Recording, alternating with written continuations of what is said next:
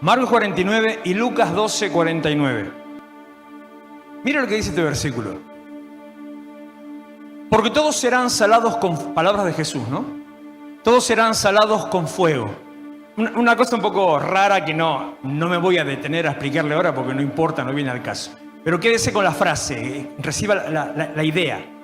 Todos serán salados con fuego y todo sacrificio será salado con sal. 12:49, dijo Jesús: fuego vine a echar en la tierra, ¿y qué quiero si ya se ha encendido? Dos ocasiones, hay muchas otras más. Tomé estas dos porque son de boca directa de Jesús. Pero hay un montón de ocasiones donde tanto en el Antiguo Testamento como en el Nuevo Testamento vemos a Dios hablando de fuego. A través de sus profetas, a veces simplemente como algo totalmente profético, otras veces hablando de fuego post a post. Vemos, por ejemplo, al autor de Hebreos que él menciona que nuestro Dios es fuego consumidor. O sea que permanentemente vemos una imagen de Dios relacionado con el fuego. ¿Conoce usted, bueno, no me va a andar contestando porque no voy a andar preguntando por uno, pero ¿conoce usted la historia del emperador Nerón? Más o sí, no, más. Alguno de mi generación, bueno, no es cierto que acá son todos jovencitos, siempre me olvido que son todos jóvenes acá. ¿Alguno usó alguna vez ¿cómo se llamaba? Un quemador de CD que se llamaba, fue el más famoso que existió, que se llamaba Nero. Lo usó, bueno, con CD o con DVD, se hacía para grabar CDs, grabar DVD. Cuando pirateaba canciones, películas, ¿se acuerda? Bueno, eso. Nero. ¿Se acuerda cómo era el icono, el logo del programa? Muestra el Coliseo Romano en llamas. Claro, es un icono, no se ve mucho. El Coliseo Romano en llamas. Nero es el nombre en inglés de Nerón. Entonces, ese quemador, porque así se dice, en castellano no, que después lo copiamos. En inglés, copiar un disco, o sea, grabar un CD, grabar un DVD, en inglés se dice quemar. ¿Por qué? Porque cuando después usted verificaba si se había copiado o no, miraba la parte del reverso del disco y si se había grabado, se veía la pista como si estuviera pintado, quemado. Entonces, como era un quemador, tenía la imagen de Nerón prendiendo fuego la ciudad de Roma. ¿Por qué le cuento esto? ¿Y qué tiene que ver esta historia con Dios y todo lo demás? ¿Y qué tiene que ver con nuestro contexto de hoy?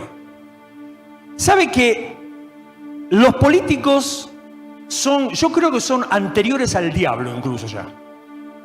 Que antes que aparezca el diablo ya existía la política. Y siempre utilizan más o menos los mismos recursos.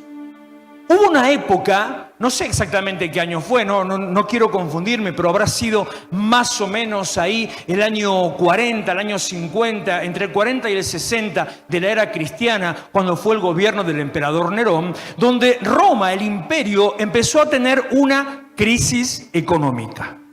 ¿Conoce algo de eso usted? ¿Tiene idea de lo que es una crisis económica?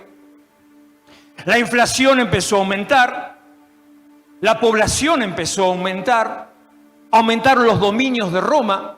Roma ya era norte de África, España hasta casi el límite con Rusia, toda Europa, imagínense lo que era pedazo de imperio. Había que mantener toda esa gente, había que hacer construcciones, caminos, puentes, acueductos hacia todos los caminos del imperio. Había que darle grano y comida a todos aquellos pueblos que estaban bajo dominación. Por lo tanto, había que emitir más moneda y al emitir más moneda, al acuñar más moneda, empezó a aumentar la inflación. Y en esa época es donde aparece ese concepto que seguro, esto sí seguro lo escuchó, de pan y circo. ¿Escuchó alguna vez decir pan y circo? Ah, menos mal, ahí no es tan jovencito. Bueno, menos mal. Esa idea del pan y circo surgió de la crisis romana. Porque empezaron a edificar coliseos, circos, para entretener a la gente y les daban pan. Entonces los tenían entretenidos, con comida, con masacres, con actividades recreativas y la gente se olvidaba de que estaba en miseria y que había una crisis económica. Cuando la cosa ya se le empezó a ir de las manos a Nerón se le ocurrió una tremenda idea. Dijo en su interior: vamos a reconstruir Roma. Me suena algo parecido a eso, pero al margen. Vamos a reconstruir Roma. Vamos a quitar de en medio todas aquellas cosas que son de tropiezo y vamos a edificar una nueva Roma. Pero para sus adentros, solo que esto está en los registros históricos, dijo: vamos a buscar, esto es política 1, un enemigo interno y un enemigo externo a quien responsabilizar de la crisis y del conflicto que estamos viviendo. Entonces sumó todo eso, metió todo en una olla y salió no 2 pájaros de un tiro, mató 3 pájaros de un tiro. Prendió fuego la ciudad de Roma y le echó la culpa a los cristianos. Porque decía: ¿vio esos que se la pasan hablando de fuego? Todo el tiempo están hablando de fuego. Que el fuego de Dios, que Dios es fuego. ¿Ven? Miren lo que hicieron estos locos del fuego. Ellos son. Se levantó la turba en contra de los cristianos. Nerón quedó como el salvador de Roma. Empezó a reconstruir toda la ciudad. Ahí se hizo una estatua de él de no sé cuántos metros, obviamente, porque son así. Se levantó una tremenda persecución contra la iglesia. Los romanos y también los judíos empezaron a ser echados de Roma, empezaron a habitar en las ciudades alrededor, en los países de alrededor, ocuparon ahí todo lo que hoy es Turquía, Grecia, Armenia, incluso también al sur de Rusia, ocuparon todo eso escapándose de la persecución romana. Por eso y gracias a eso es que el apóstol Pablo después pudo ir a predicar y abrir iglesias. Éfeso, Tiatira, Esmirna, Pérgamo, Colosas, todas ciudades a donde los habían echado a los cristianos huyendo de la persecución provocada por el fuego. Cada tanto, la iglesia es culpable de algo. Cada tanto le viene bien al poder de turno culpar a la iglesia de algo. Cada tanto le viene bien al poder de turno tomar a la iglesia como un emblema para una victoria. Sabe que el rey Herodes, por eso si yo decía todo esto en la prédica, confundía la prédica. El rey Herodes, el último de los Herodes, en un momento estaba complicado. También tenía una crisis económica, pero qué mundo complicado este. Y había empezado a meter presos a algunos de los cristianos, de los seguidores de Jesús. Jesús se había muerto, se había resucitado, se había ascendido. Y en un momento se da cuenta, esto es Hechos capítulo 11 o capítulo 12, por ahí.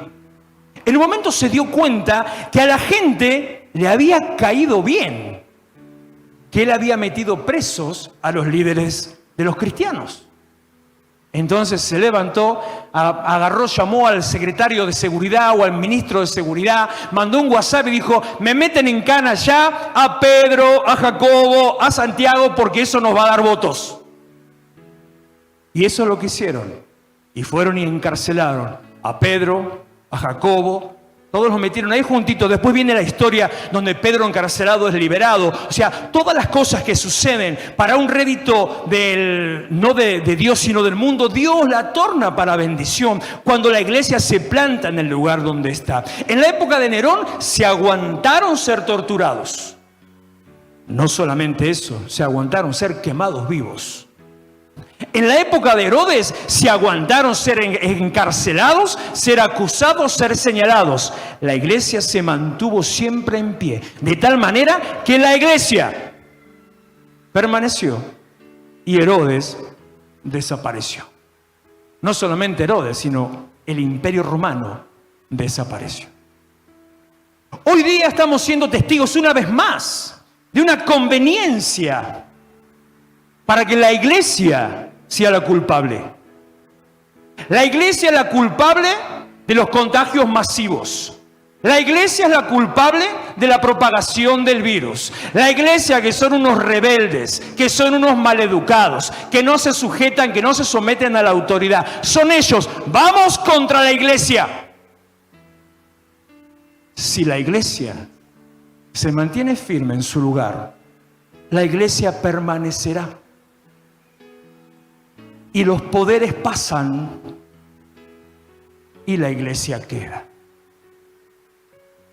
No me enorgullezco de esto que le voy a decir. Algunos piensan que yo lo digo con soberbia. Para nada. Lo digo hasta con un poquito de gusto. Ya se los conté muchas veces. A 2 políticos en un momento, en una ocasión, a lo largo de los últimos 6 años, 6 años, les dije, tened cuidado.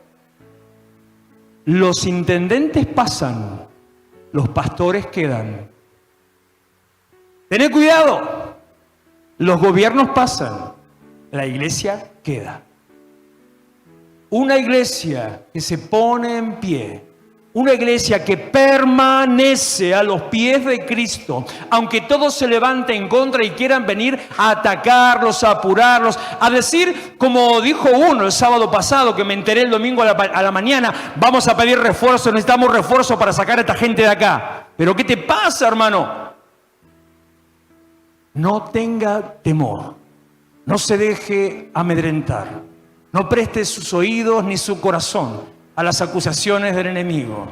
No se deje engañar. Como le dije al principio en la oración de la apertura, usted no es un club, no es una sociedad de fomento. Usted es la sucursal del cielo en la tierra. Casa de Dios, puerta del cielo, en tiempo de puertas abiertas y de cielos abiertos, para manifestar el poder de Dios y para que la gente pueda saber que puede salir de la angustia y de la crisis en la que está, acercándose a Cristo, en el cual hay vida, salvación, libertad, bendición y prosperidad.